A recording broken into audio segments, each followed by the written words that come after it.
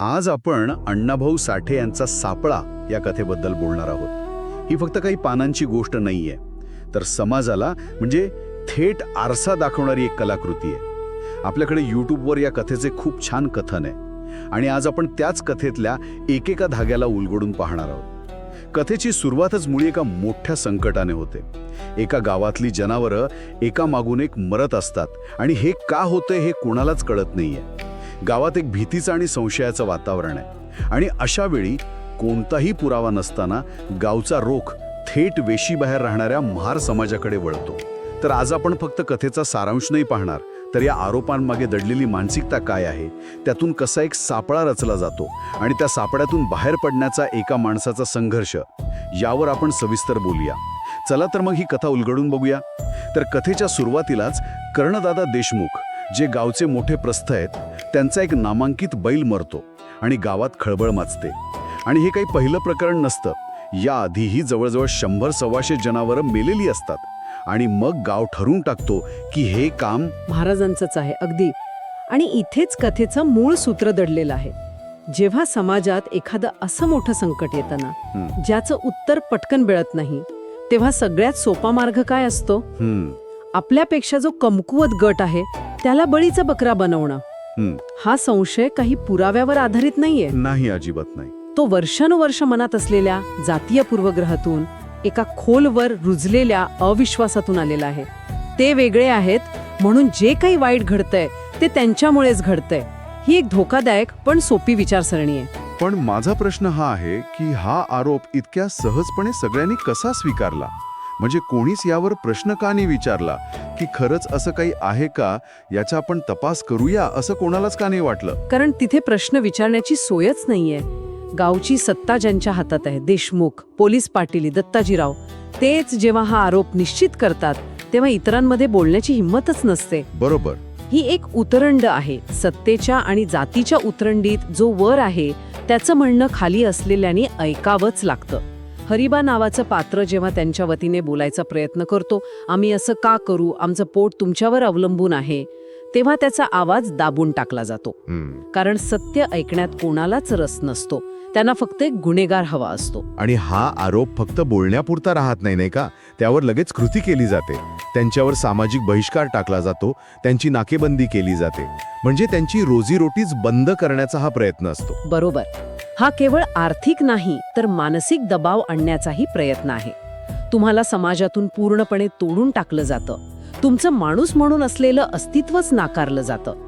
या दबावाखाली माणूस एकतर तुटून जाईल किंवा गुन्हा कबूल करेल, अशीच गाववाल्यांची अपेक्षा असते. त्यामुळे त्यांच्यावर फक्त बहिष्कार टाकून गावकरी थांबले नाहीत, तर त्यांनी एक अशी अट घातली जी म्हणजे एक सापळाच होता.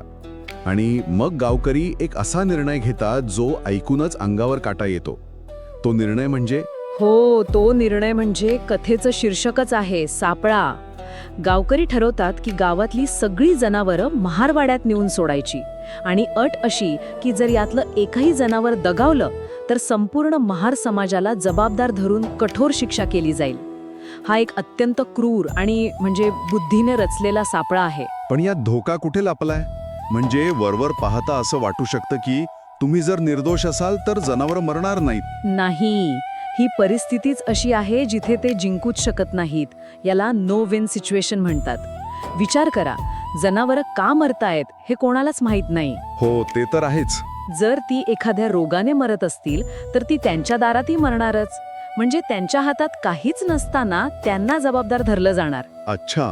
आणि समजा एकही जनावर मेलं नाही तर गावकरी काय म्हणतील? बघा, आम्ही दबाव टाकला म्हणून यांनी जनावरं मारणं थांबवलं. म्हणजे ते गुन्हेगार होते हेच सिद्ध होईल. अगदी. दोन्ही बाजूंनी ती अडकले आहेत.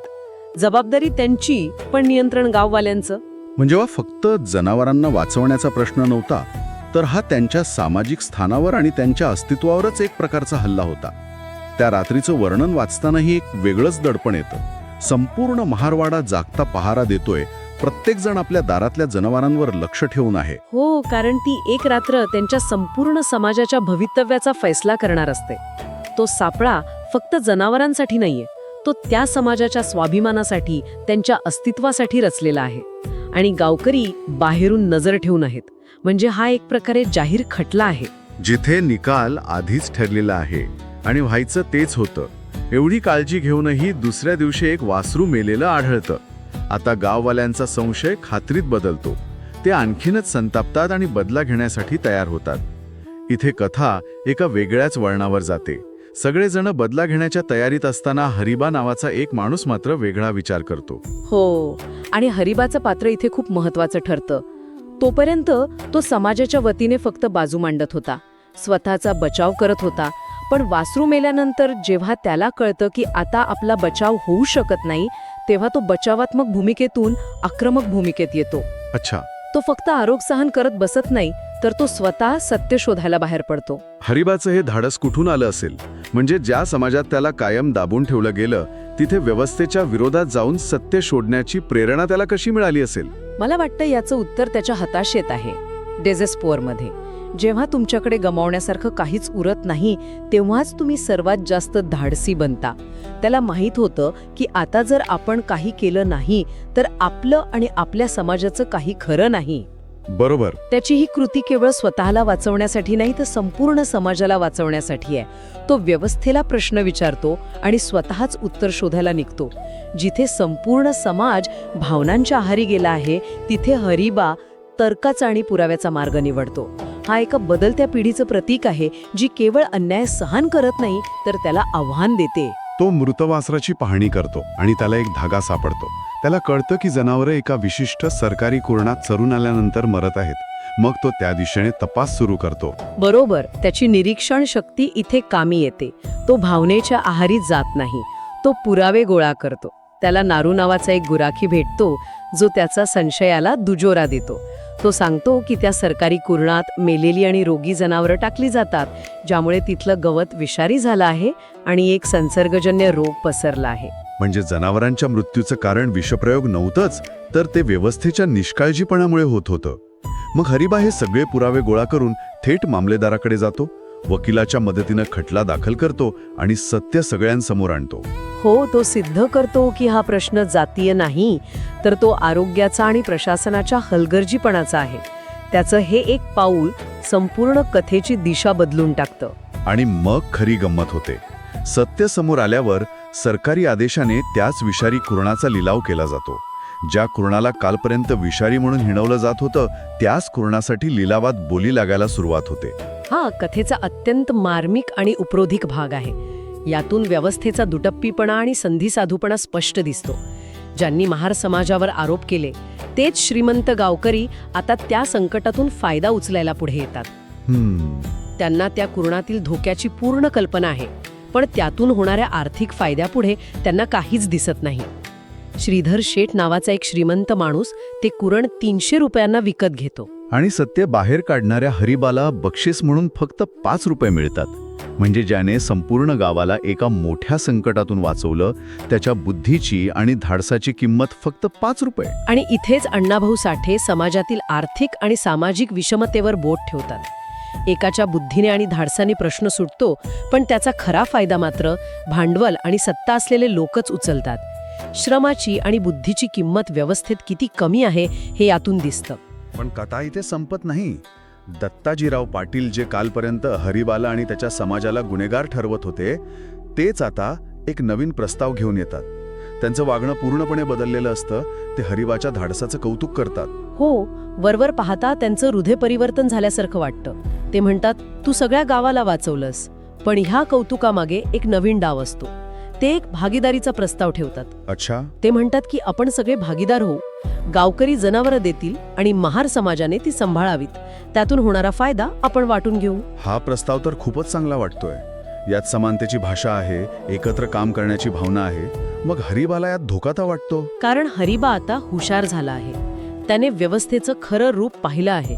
त्याला कळतंय की हा सापळा जरी वेगळा दिसत असला तरी तो आहे सापळाच. याला आपण एक सुशिक्षित किंवा सूक्ष्म सापळा म्हणू शकतो. बरोबर. त्याच्या आणि भागीदारीच्या गोंडस नावाखाली येतोय. म्हणजे हा एक प्रकारे मॉडर्न सापळा आहे, जिथे हिंसेची जागा आता भागीदारीच्या गोड बोलण्याने घेतली आहे, पण मूळ उद्देश तोच आहे, शोषण. हे जरा आणखी स्पष्ट कराल का? नक्कीच. या प्रस्तावात बघा, भांडवल कोणाचं? गाववाल्यांचं, म्हणजे जनावरं. जागा कोणाची? महारवाड्याची. श्रम कोणाचे? महार समाजाचे. म्हणजे धोका आणि मेहनत सगळी त्यांची, पण नफ्याचं काय? तो वाटून घेतला जाईल. पण कसा वाटला जाईल? याचं नियंत्रण कोणाकडे असेल? पुन्हा गाववाल्यांकडेच. जर उद्या एखादं जनावर मेलं तर त्याची जबाबदारी कोणाची असेल? श्रमाचं शोषण करण्याची ही एक नवीन, अधिक स्वीकार्य पद्धत आहे. तुम्हाला भागीदार म्हटलं जातं, पण प्रत्यक्षात तुम्ही फक्त मजूरच असता. अण्णाभाऊ साठे कथा इथेच एका प्रश्नावर संपवतात. हरिबा विचार करतो, हा सुद्धा एक नवीन सापळा तर नाही ना? आणि हे उत्तर ते वाचकांवर सोडून देतात. तर या कथेतून आपण पाहिलं की सापळा ही केवळ एका घटनेची कथा नाही, तर ती जातीय भेदभाव, सामाजिक अन्याय आणि शोषणाच्या बदलत्या स्वरूपावर केलेलं एक मार्मिक भाष्य आहे. पहिला सापळा उघड होता, शारीरिक होता. आणि दुसरा सापळा हा मानसिक आणि आर्थिक आहे. तो जास्त धोकादायक आहे, कारण तो मैत्रीच्या आणि भागीदारीच्या मुखवट्याखाली येतो. तो तुम्हाला तुमचं शोषण होतंय हे जाणवही देत नाही. यातला खरा सापळा हा जनावरांभोवती रचलेला नव्हता, बरोबर. तर तो त्या संपूर्ण व्यवस्थेचा होता, ज्यात शोषित समाज पिढ्यानपिढ्या अडकला आहे. आणि ती व्यवस्था स्वतःला टिकून ठेवण्यासाठी वेळोवेळी आपल्या सापळ्यांचं स्वरूप बदलत राहते. ही कथा अनेक दशकांपूर्वी लिही गेली होती, पण ती आजही तितकीच खरी वाटते. ही कथा आपल्याला विचार करायला लावते की आजच्या जगात अशा सापळ्यांचे स्वरूप कसं बदललं आहे. वरवर समानता दाखवणारे करार किंवा भागीदारी खरोखरच समान असतात का? की त्यामागेही सत्तेचा तो जुना खेळ लपलेला असतो? ऐतिहासिकदृष्ट्या शोषित आणि शोषक यांच्यात खऱ्या अर्थाने भागीदारी, सत्तेचं मूळ संतुलन बदलल्याशिवाय शक्य आहे का? हा विचार करण्यासारखा प्रश्न